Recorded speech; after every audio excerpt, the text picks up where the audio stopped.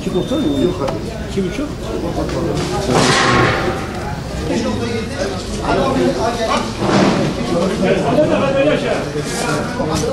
Kimi çekiyor?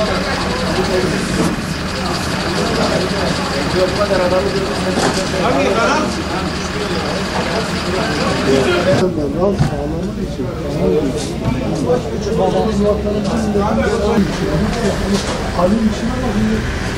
Halil'in sınavını bir formaya bakıyor. 1,5 liranın ilk bak sana 2.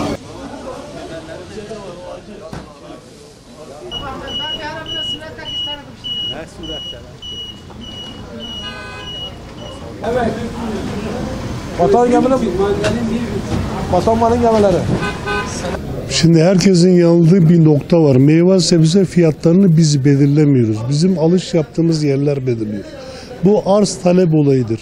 Yerinde ihracat varsa, yerinde ithalat varsa haliyle mallar uçacak. Kimse gübre fiyatlarından bahsetmiyor. Kimse tohum fiyatlarından bahsetmiyor.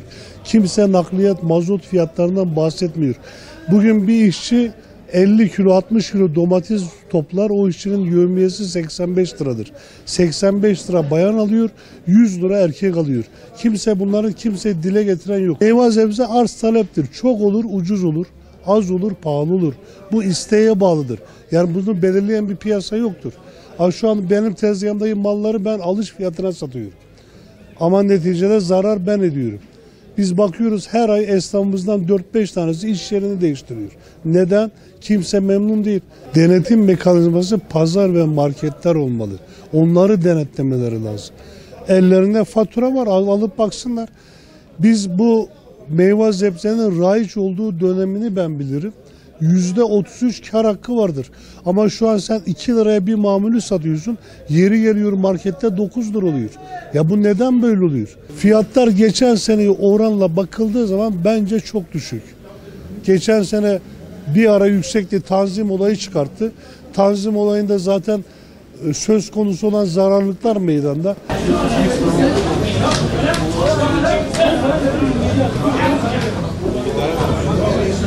Geçen yıl patates soğanında hava şartları çok yağışlı olduğundan dolayı çürüme oldu. Çürüme olduğundan dolayı ürünümüz azaldı. Azaldığından dolayı da fiyatlarda yükselme oldu. Bu yıl giden yıla göre fiyatlarımız %30 daha ucuz, daha az. Giden yıl 2 liraya satmış olduğumuz Washington portakal bu yıl 1200-1300 lira. Giden yıl 1500 liraya satmış olduğumuz havuç bu yıl 1200 lira. Yani ürünlerde %30 düşme var, ucuzlama var. Giden yıl işte patates soğanında aşırı yükselmeden dolayı hükümetimiz tanzim noktaları açtı. Bu da çözüm müdür? Değildi. Vatandaş ucuz muydu? Yine ucuz yemedi. Bu da bizim hükümetimizin biraz eksikliği. Nasıl eksikliği? Çiftçiye destek olmayı, işte mazotun çok yüksek olması, enerjinin çok yüksek olması maliyetleri biraz yükseltiyor.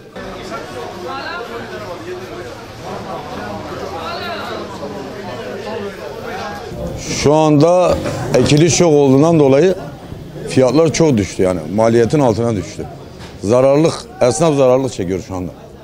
Geçen sene tanzim açan şahıslar bu sene açsaydı çok iyi olurdu yani. Çiftçiyi bitirdiler zaten. Ama bu sene üreten kimse hep iflas etti yani. Aracılar rezil. Devletin çok baskısı var yani ürünlerde.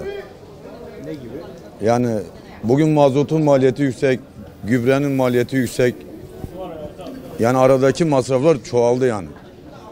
Üretici de zarar ediyor, taşeron da zarar ediyor yani, komisyoncu. Ama burada göze batan kim? Esnaf. Bakkalıdır, marketidir, komisyoncusudur.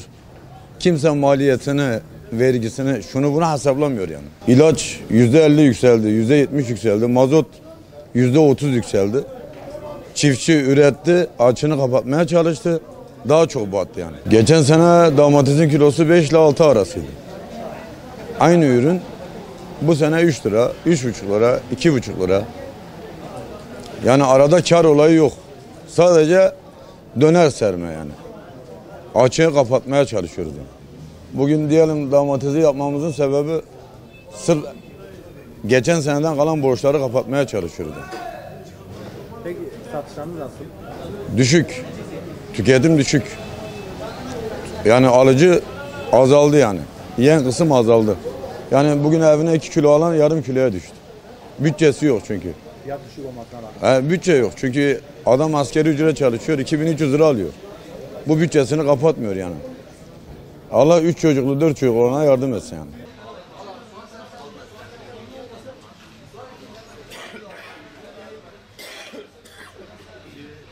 Geçen yıla göre bu sene daha düşük ama vatandaşta alım gücü olmadığı için işimiz yoktur yani. Şu anda işler bayağı durgun. Gelen mallar zaten bekliyor. Satışımız %50 daha düştü geçen yıla göre. Millette alım gücü yok. Alım gücü olmazsa ne yapsın vatandaş?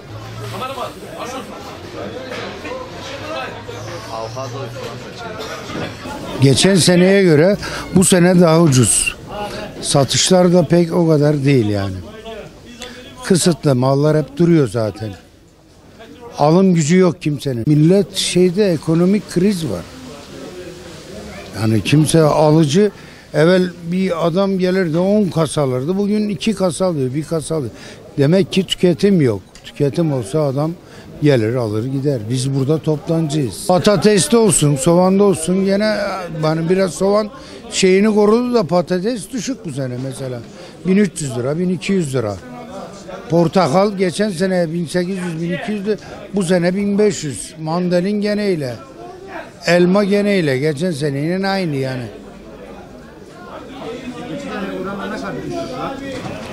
%30, %20 yani. Genelde öyle.